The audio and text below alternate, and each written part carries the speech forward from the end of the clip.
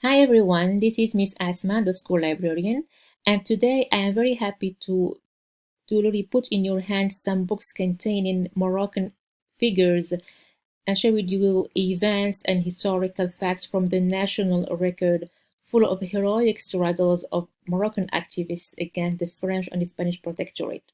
So we start with one of the activists, Ahmed Zraktoni. Ahmed Zraktoni, he was born in Casablanca. He's of course an activist and he worked with his friends.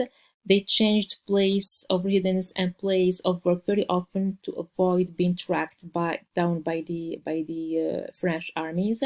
So they all worked together and they established a cell in secret, and they vowed to work in order to expel the colonizer from Morocco, who no longer cares about the Sultan Mohammed V or about the Moroccan residents.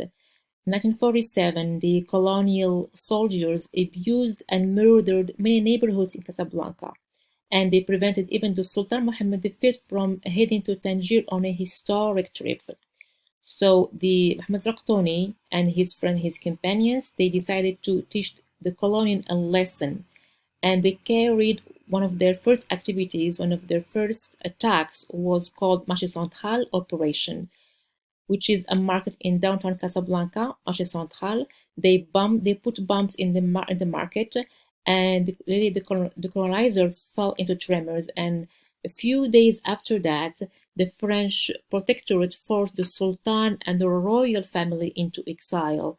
So the national residents in Casablanca or all over Morocco, they decided to to to begin armed struggles. So in November 1953, they targeted a railway line linking Casablanca to Algiers, and they have put bombs on the train, killing and injuring several French soldiers. And this really scared again the French residents, and some of them really flee Morocco.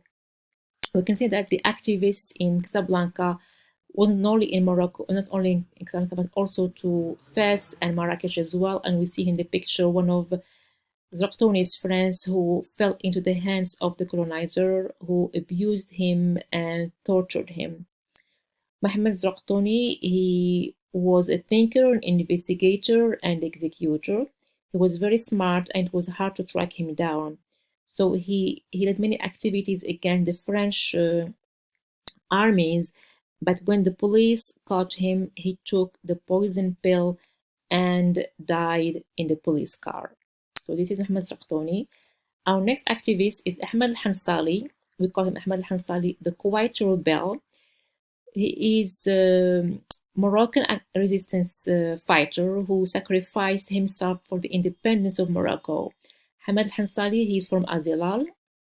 He was working as an aide to a French ranger in a region near Bni So after the exile by the colonial authorities of King Mohammed V in 1953, the Hansali decided to really avenge his sultan by carrying out individual actions against the French military. He takes his own personal decisions without political or union or any other influence. He equipped himself with the ammunition of his boss that he killed and took refuge in caves that are difficult to access in Bilouidan, and he targeted the military convoys and caused great human damages to them. So the French authorities, they thought that they were dealing with equipped gangs, not with one person, because he was very discreet and far from any suspicion. So they couldn't track him down. Until the Sheikh reported him to the authorities when he saw him getting ammunition from the city, because the French army was promising a ransom to the person who could point them towards Muhammad al-Hansali, and the Sheikh did.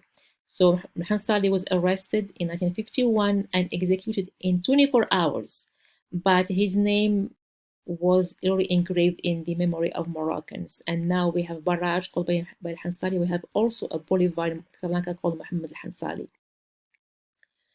So our next activist, or next fighter, is a woman. She is Aisha. The book we have in the library called Aisha Until Victory, and it talks about the resistance in the Rif region of Morocco between 1916 to 1926. And here we can really investigate the role of women in Morocco. There were organizations led by Akram Khattabi, another activist also in Casablanca, who extended his activities to women as well, involving them in new tasks, supporting and the Moroccan activists. And we see here Aisha here, she is cheering and supporting the Moroccan activists. This is one of the awards that they won in the Reef. And Aisha was also an activist in her way. She was supporting and helping the resistance in a Reef, in a rural area of Morocco, until finally the return of Mohammed VI, Sultan Mohammed V, back to from Madagascar back to Morocco on November 16, 1955. So thank you for watching the video, and I hope that this ignites your curiosity to read and to know more about the Moroccan fighters who stood up against the French and the Spanish colonialism. Thank you for watching.